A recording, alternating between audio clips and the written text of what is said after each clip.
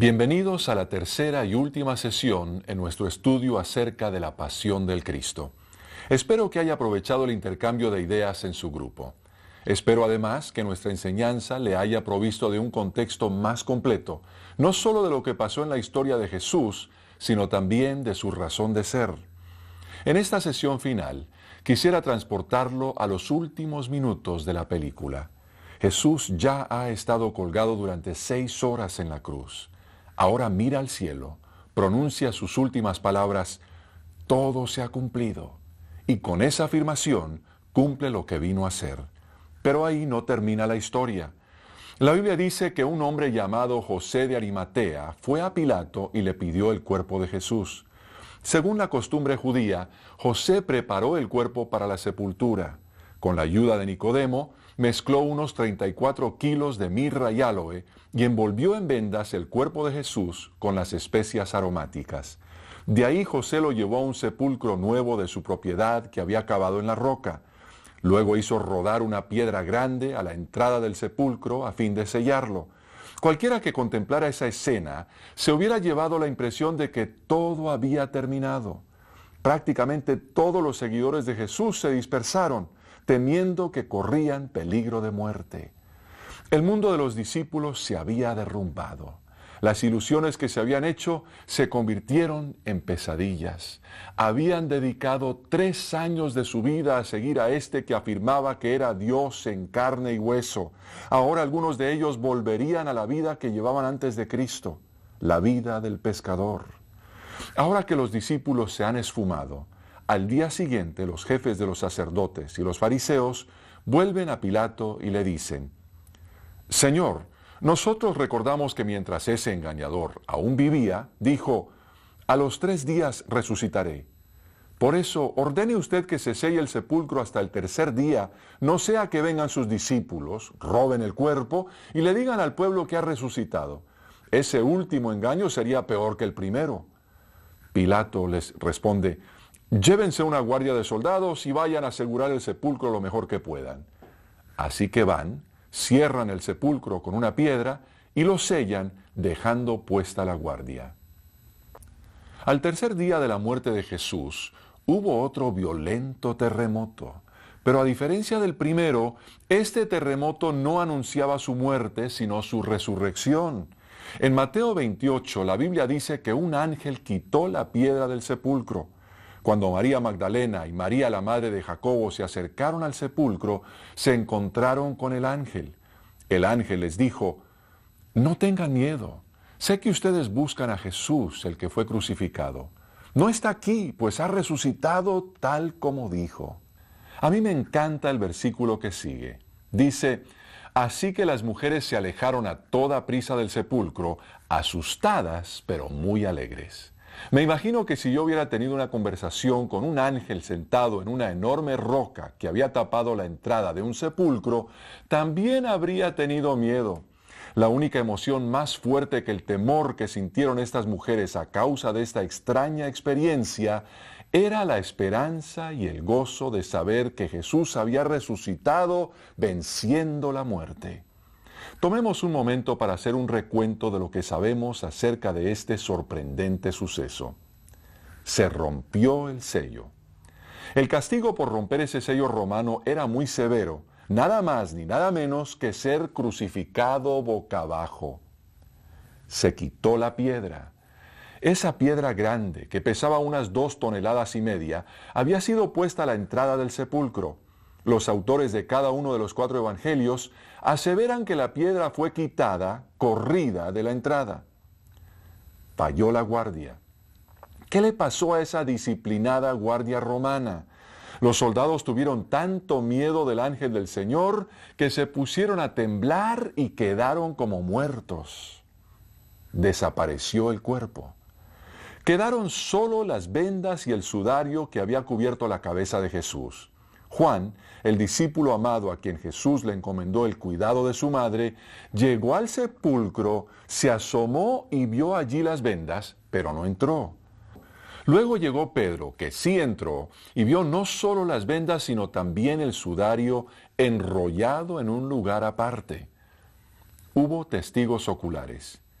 En cualquier juicio, el testimonio más convincente es el de un testigo ocular que da fe de haber presenciado lo ocurrido. La Biblia dice que Jesús se apareció a varios grupos de personas, entre ellos a un grupo de más de 500. Fueron transformados los discípulos. Hay que reconocer que la causa de la extensión del Evangelio no fue la riqueza moral del Sermón del Monte, sino la certeza de que Jesús había resucitado.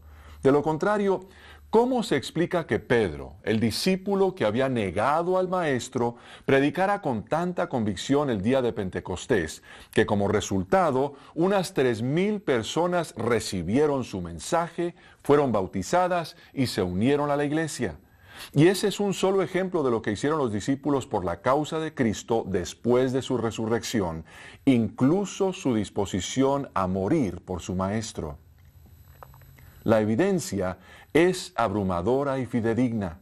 El autor y expositor Josh McDowell, después de invertir 700 horas estudiando la resurrección, dijo: he investigado sus bases y he llegado a la conclusión de que la resurrección de Cristo o es uno de los engaños más maliciosos, despiadados y crueles que jamás haya perpetrado ser humano alguno, o es el hecho más asombroso de la historia. Una de las personas a las que se le apareció Jesús después de su resurrección fue una mujer a la que vimos a lo largo de la película. Se trata de María Magdalena. Ahora bien, Magdalena no era su apellido, representaba más bien la ciudad de su origen. Ella era de la ciudad de Magdala, localizada a orillas del mar de Galilea. En la película la vimos con frecuencia en compañía de María, la madre de Jesús. Es más, vimos a María Magdalena seguir a Jesús de cerca, alcanzando a verlo en su juicio ante Pilato, durante la golpiza que sufrió a manos de los soldados romanos y durante su ascenso al Gólgota por la Vía Dolorosa. Cuando casi todos los discípulos se dispersaron y abandonaron a Jesús, ella se mantuvo cerca, nunca abandonó a su Señor. No es mucho lo que sabemos acerca de María Magdalena. Su encuentro inicial con Jesús se nos describe en apenas 7 palabras. Se encuentran en el Evangelio según San Lucas, capítulo 8, versículos 1 al 2. Después de esto, Jesús estuvo recorriendo los pueblos y las aldeas, proclamando las buenas nuevas del reino de Dios. Lo acompañaban los 12 y también algunas mujeres que habían sido sanadas de espíritus malignos y de enfermedades. María, a la que llamaban Magdalena, y de la que habían salido 7 demonios. Mucho se ha especulado en el transcurso de los siglos sobre el trasfondo de esta mujer, pero lo único que sabemos con certeza es lo que nos dice ese versículo 2 en solo 7 palabras. Era una mujer aquejada de problemas, a la que los espíritus malignos oprimían. De alguna manera encontró a Jesús, quien la sanó y la liberó de esos espíritus. Su transformación fue tan radical que ella comenzó a viajar con Cristo y sus discípulos de pueblo en pueblo. Fue su fiel y devota seguidora hasta el doloroso y amargo fin. Lo cierto es que aún después de la muerte del Señor, a María Magdalena se le encuentra siguiendo su pista. La Biblia dice que ella siguió a José de Arimatea cuando él pidió el cuerpo de Jesús y se lo llevó para ungirlo para la sepultura, y luego observó cómo fue que lo puso en el sepulcro. Mateo dice que luego de que José de Arimatea puso a Jesús en su sepulcro cavado en la roca, hizo rodar una piedra grande a la entrada. Luego dice, allí estaban, sentadas frente al sepulcro, María Magdalena y la otra María. Imaginémonos a las 2 mujeres sentadas, con los ojos fijos en la enorme piedra que está tapando la entrada del sepulcro. Ellas son las únicas que se han quedado a velar aquel lugar. Tienen el corazón lleno de dolor, los ojos llenos de lágrimas y la mente llena de confusión y de preguntas. Nadie pensó que todo fuera a terminar así. Esto no tiene sentido alguno. Todo ha sucedido tan rápido. De un día para otro Él las ha dejado. ¿Ahora qué van a hacer? No pueden imaginar la vida en un mundo sin Cristo. A María la encontramos a los 3 días de la muerte de Jesús, todavía de luto. La Biblia dice que el primer día de la semana, cuando todavía estaba oscuro, ella se dirige al sepulcro. Habiendo preparado más especias aromáticas, se dispone a volver a ungir el cuerpo. Su dolor la abruma, su amor la motiva. En el camino, ella y su amiga se preguntan quién va a ayudarlas a quitar la piedra de la entrada del sepulcro. Al llegar, no salen de su asombro al ver que alguien ha corrido la piedra. Esa es la experiencia a la que me referí antes. La Biblia dice que entran en el sepulcro, pero no hallan el cuerpo del Señor Jesús. En eso se les presentan dos ángeles que les dicen que Jesús está vivo y les mandan que vayan a decirles a los discípulos lo que ha sucedido. Así que salen corriendo a dar la noticia. Al principio los discípulos no les creen. El relato les parece una tontería. Pero Pedro y Juan sí salen deprisa hacia el sepulcro. Cuando llegan, se dan cuenta de que la guardia ha desaparecido y la piedra está corrida. Entran en el sepulcro y allí solo encuentran las vendas y el sudario. El cuerpo de Jesús ha desaparecido también. Es interesante que Juan, en el Evangelio del que es autor, nos dice que él y Pedro regresan a su casa, pero que María se queda afuera, llorando junto al sepulcro. Es entonces que ella se inclina, todavía llorando, para mirar dentro del sepulcro y ve a dos ángeles vestidos de blanco, sentados donde había estado el cuerpo de Jesús, uno a la cabecera y otro a los pies. Ellos le preguntan por qué llora y ella les responde: es que se han llevado a mi Señor y no sé dónde lo han puesto. No bien dice esto, vuelve la mirada y allí ve a Jesús de pie, aunque no sabe que es Él. Ahora es Jesús quien le pregunta por qué llora, pero también le pregunta a quién busca. Ella, pensando que se trata del que cuida el huerto, le dice: Señor, si usted se lo ha llevado, dígame dónde lo ha puesto y yo iré por él. Al oír esto, Jesús la llama por su nombre. María, le dice. Reconociendo esa inolvidable voz, ella se vuelve y exclama: Raboni, que en arameo significa maestro. El gozo que María Magdalena siente es indescriptible. Entonces él le pide que vaya a sus hermanos y les cuente todo lo que ha visto y oído. Es en el transcurso de las siguientes semanas que Jesús se aparece a muchas personas. La parte final del Evangelio según San Lucas dice así: Después los llevó Jesús hasta Betania. Allí alzó las manos y los bendijo. Sucedió que mientras los bendecía, se alejó de ellos y fue llevado al cielo. Ellos entonces lo adoraron y luego regresaron a Jerusalén con gran alegría. La vida de los discípulos de Jesús nunca más volvería a ser igual. De ahí en adelante esos hombres y mujeres comenzarían a difundir la buena noticia de Jesucristo. Esa buena noticia era que había resucitado y ahora estaba sentado a la derecha del Padre Celestial, intercediendo por nosotros. La piedra angular del mensaje del cristianismo ha sido, desde el principio, la resurrección de Jesús. Hace algunos años, la revista Newsweek publicó un artículo que examinaba la resurrección de Jesús. Decía: desde cualquier punto de vista, la resurrección de Jesús es la más radical de las doctrinas cristianas. Sus enseñanzas, compasión e incluso su muerte de mártir tienen paralelo en otras historias y tradiciones religiosas, pero no ha habido otra figura histórica de la que se haya afirmado con tanta insistencia que Dios la levantó de entre los muertos. No es una exageración decir que la credibilidad del cristianismo recae en la credibilidad de la resurrección de Cristo. Lo cierto es que más adelante en el Nuevo Testamento, el apóstol Pablo hace varias aseveraciones muy fuertes acerca de la resurrección de Cristo. En su primera carta a los Corintios, capítulo 15, San Pablo dice: y si Cristo no ha resucitado, nuestra predicación no sirve para nada, como tampoco la fe de ustedes.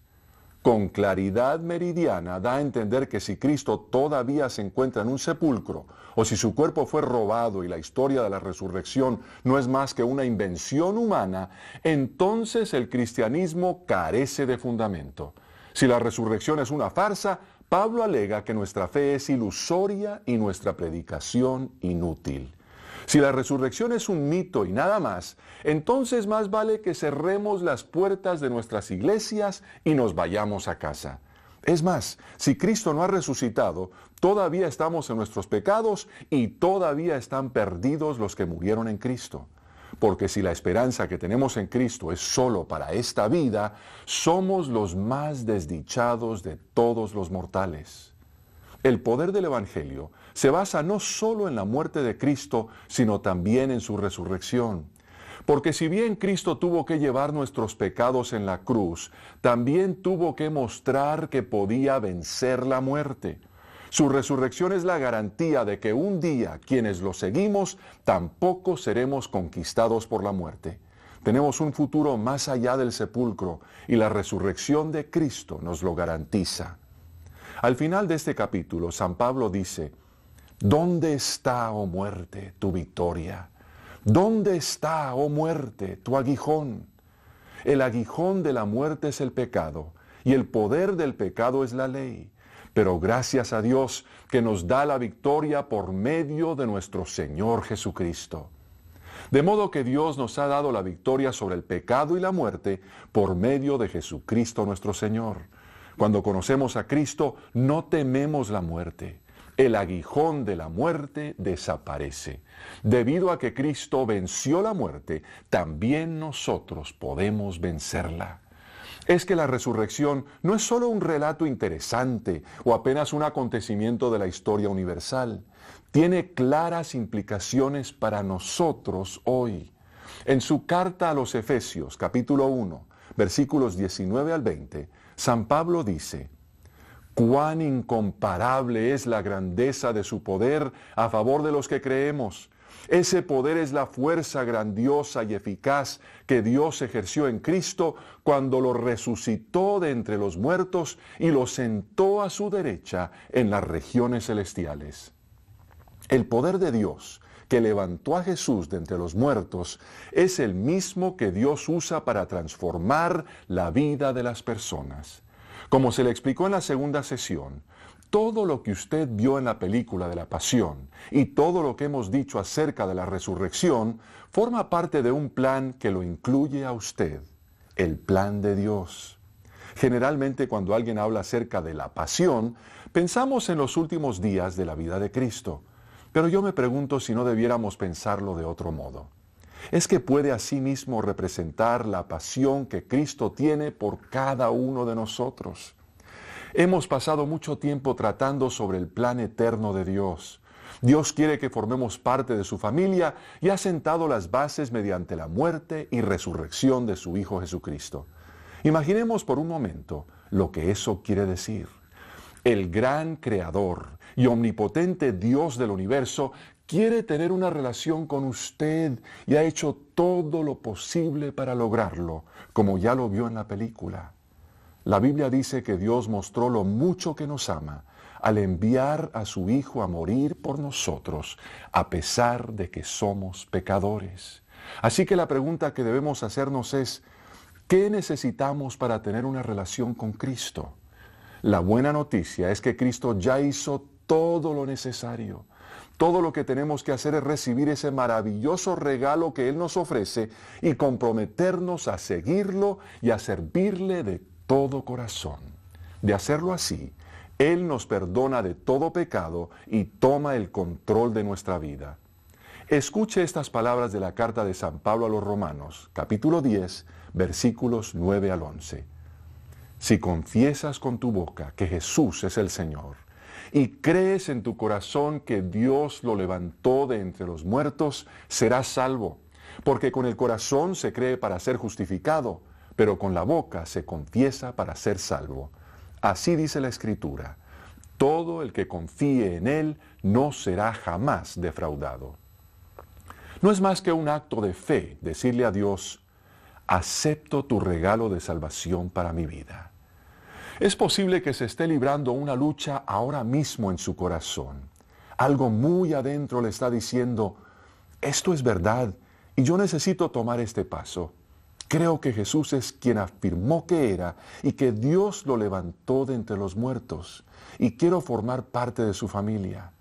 Si eso es lo que usted está pensando, quisiera guiarle en una oración sencilla pero sincera, en la que juntos invitaremos a Jesucristo a que entre a morar en su vida.